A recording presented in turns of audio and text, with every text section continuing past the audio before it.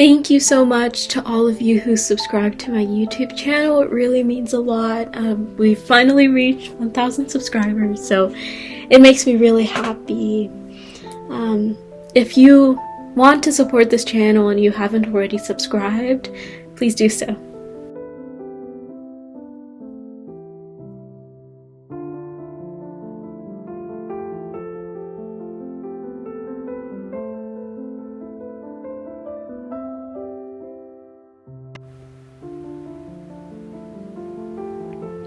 So now, as you can see, I'm quickly sketching some pumpkins and the leaves and, the surrounding area, so that it'll be a lot easier later on for me to go in and add the paint.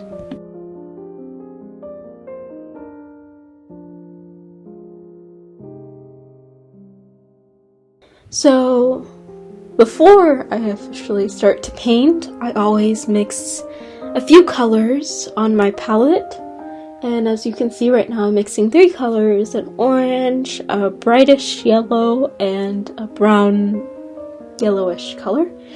So this is important so that the pumpkin looks more realistic, because a realistic pumpkin, although it might look one color, because of the shadows and the highlights and everything, how it appears to our eyes, it appears to be many different colors. So anyways, this is what I'm doing right now.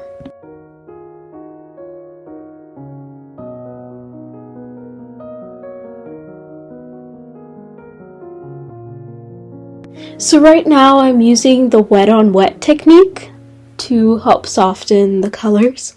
So this technique is great because it doesn't result in very harsh lines, because the water helps to soften the transition between one color and the other. So usually I try to do a wet on wet technique for the pumpkins as a base layer before I go in with the more defined strokes of paint.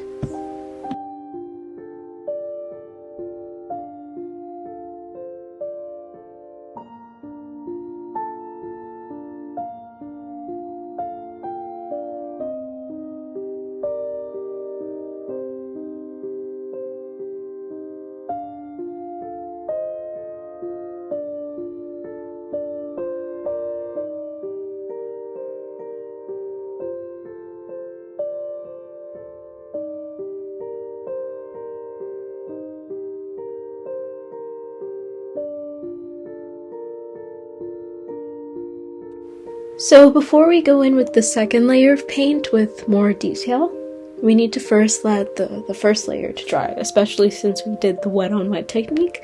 If we added more colors right now, the colors would just disperse and it would not give that more defined strokes of paint. So you just need to let it dry first, and then you can go in with the second layer.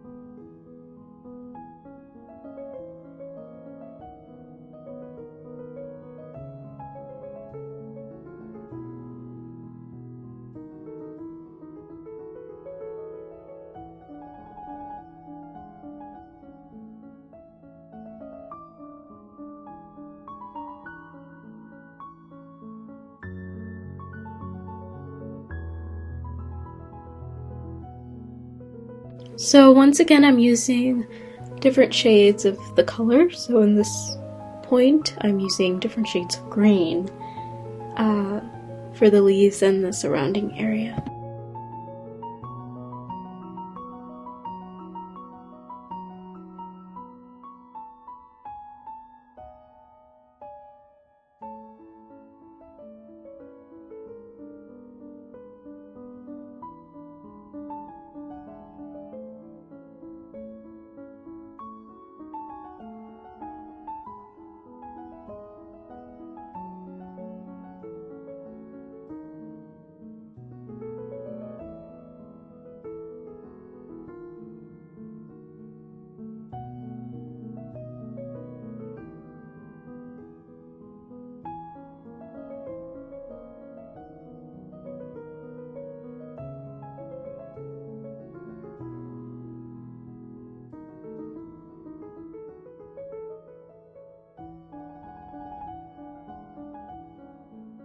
So right now, as you can see, I'm painting a little bit of orange in the distance. So it's supposed to be a pumpkin in the distance. And so to show that it is further away from the point of view that we're painting from, I'm using a light-ish orange and diluting it with a good amount of water so that it shows that this pumpkin is further away from the other pumpkins.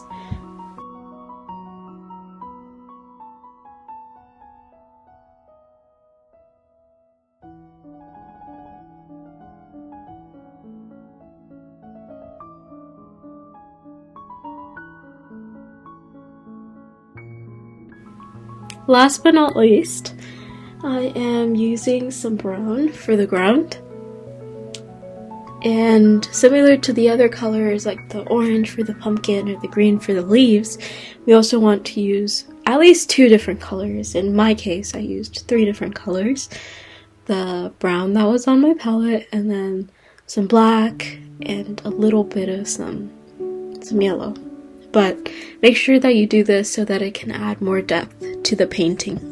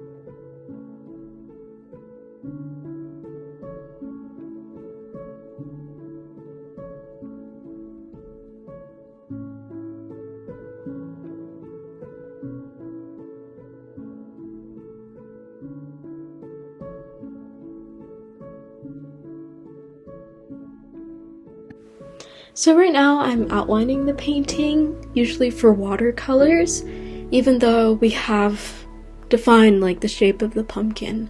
I do like to go in with some sort of a pen or fine liners. Usually I use fine liners, but in this case I only had a black pen, so if you have a black pen, it's perfectly fine.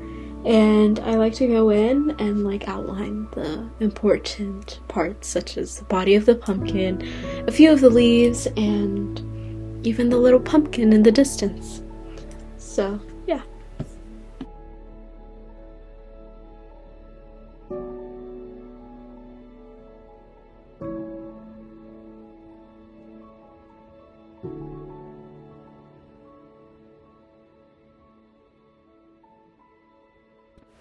Thank you so much for spending your time watching this video. It means a lot to me. And I really hope that this video helped you to relax a little bit. If you like this video, please like, subscribe, comment, and share.